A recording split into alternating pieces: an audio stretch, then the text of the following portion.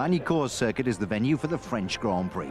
The miserable weather during qualifying did nothing to dampen the enthusiasm of the spectators, who were treated to skillful car control and an unusual grid order.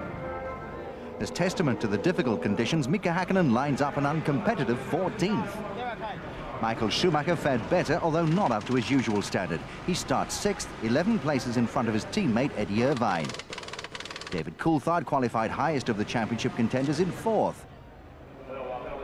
It's an all-French affair in 3rd, with Olivier Panis in the Prix Peugeot, by far his best performance of the year, while compatriot Jean Alesi lines up 2nd. Rubens Barrichello starts in pole for only the 2nd time in his career, and the 1st for Stewart. It's dry for the start and the race is on. Häkkinen wastes no time charging past Zonta. Into turn 1 with Barrichello leading and Alesi close behind. Tense times for Paul Stewart. Michael Schumacher's on a charge, racing down the outside of Panis at the hairpin and pushing the Frenchman back. Mika Häkkinen's doing the same, past Jacques Villeneuve and Pedro Diniz, late on the brakes and running deep into the corner. His McLaren Mercedes making the other cars look as though they're standing still. Round Lisset, and Barrichello crosses the line to complete the first lap in the lead. Coulthard has passed Alesi and is piling the pressure on. He wants that position. Down to the hairpin again, and DC's having a look. He's got the line, and he's through. Can he make it stick, though? Barrichello's coming back at him, but the McLaren driver has it, 1st place. Further back, Häkkinen's already up to 6th and challenging Schumacher for 5th. The Finn has the line and calmly takes the position of his main championship rival. Lap 9 and Coulthard slowing, alternator failure ending any hopes he had of taking his 1st win of the year here in France. But it's good news for Stewart as Rubens Barrichello retakes the lead. Jean Alesi's 2nd, Heinz-Harald Frenzen's 3rd, Mika Häkkinen's 4th and Michael Schumacher's 5th. But the leaders better watch out. Mika's on the attack and the skies are beginning to darken.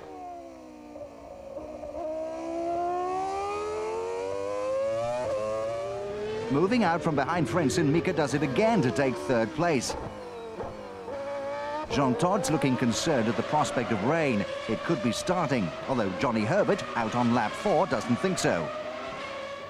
Back with the action, and Häkkinen's next victim is Jean Alesi. The Frenchman's doing everything he can to stop the Finn, but it's to no avail.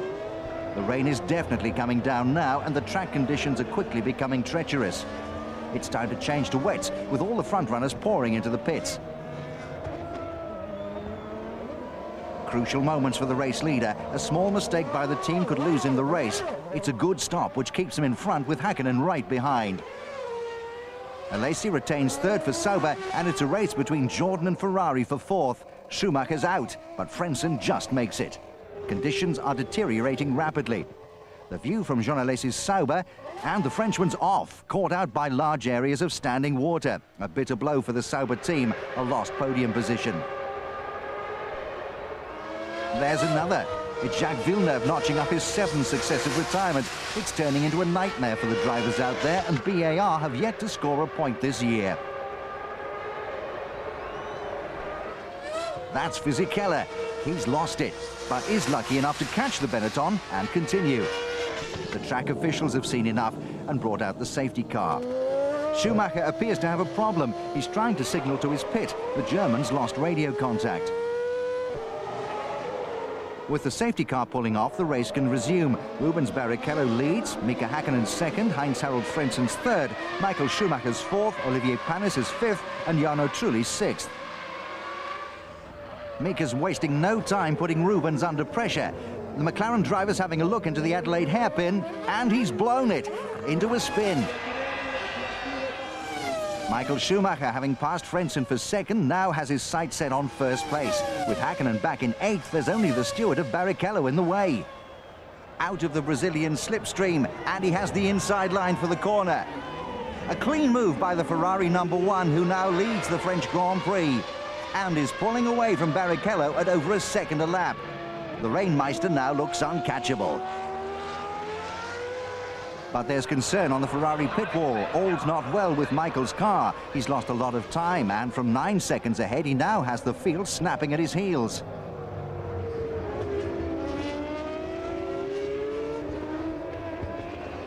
Gear selection problems on the Ferrari can be remedied with a new steering wheel, and Schumacher's in for his 2nd scheduled stop. Wets are still the order of the day as the Ferrari team fit the new steering wheel. Enough fuel to last until the end of the race, and he's back out in 6th place. Barrichello is once again leading this race. Frenzen's second, but Mika Häkkinen has fought his way back and is putting the Jordan driver under pressure.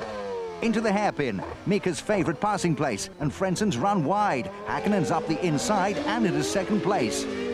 But the Finn's not finished yet. The McLaren Mercedes more than a match for the Stewart Ford down the straight, giving him the racing line into the next corner and into the lead.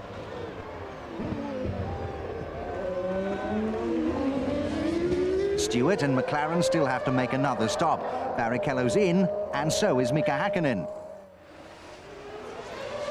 The Finn stays in front, but Frentzen on a one-stopper is past them both and takes the lead. Mika down to 2nd.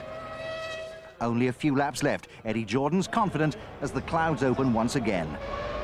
Frenzen's lead looks safe, but Häkkinen's not far behind. The battle's for 4th place between brothers Michael and Ralph and Eddie Irvine. The Williams driver's having a go around the outside of his elder sibling. Michael's not making it easy for him, though, but Ralph keeps his foot down and goes through as Eddie holds station behind his teammate. On the last lap, and Heinz-Harald Frentzen crosses the line to win the French Grand Prix, his first for Jordan and only the 2nd of his career. With Häkkinen 2nd, a terrific race by Barrichello bags the Brazilian 3rd and the final podium spot, a fair reward for the hard-working Stewart team. A truly exciting race with 8 changes of the lead between 5 drivers, but only 1 winner. I had to save a little bit of fuel in one stage to make it to the end, but we have good radio communications, and the communication worked out perfectly. That win moves Frentzen to within 3 points of Eddie Irvine and 3rd place in the Drivers' Championship. Häkkinen, Barrichello, Ralf Schumacher and the 2 Ferraris complete the top 6. After 7 rounds, Mika Häkkinen leads the Drivers' Championship with Michael Schumacher 2nd. 3 points separate Irvine and Frentzen in 3rd and 4th. Ferrari still lead the Constructors' Championship, but McLaren have closed in, now lying just 6 points behind. Germans are better drivers.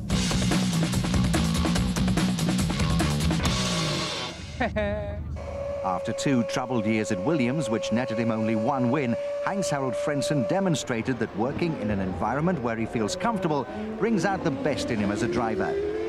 He did a splendid job running close to front all the way without making a mistake. But it wasn't without problems. I pulled in very tight, and then I didn't have any gear, so I don't know what happened. I had to look for gear first, but first I saw that my gearbox was broken, and that was a bit of an adrenaline moment here. Frentzen lost a little time, but what won the race for the German was the superior strategy used by the team. Heinz-Harald came in for wets with the rest of the field on lap 22, but unlike the other front runners, that would be his only stop of the race. Everybody tried to make it on as safe as possible to the pits, but then I noticed that the guys on the refuel were taking a hell lot of time to refuel the car. I noticed that the guys around me must have been less fuel because initially they pulled away quite quickly. But luckily then the pace car came in, and then we had time for the radio conversations to the pits, talking about the strategy. Damon, you decide. About 30 seconds before the pit stop, we went up on the fuel.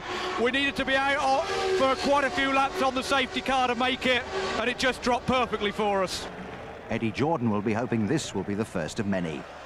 Mika Häkkinen may have only come 2nd in the race, but nevertheless thoroughly enjoyed himself, a feeling many of the drivers and spectators shared. The race was just great.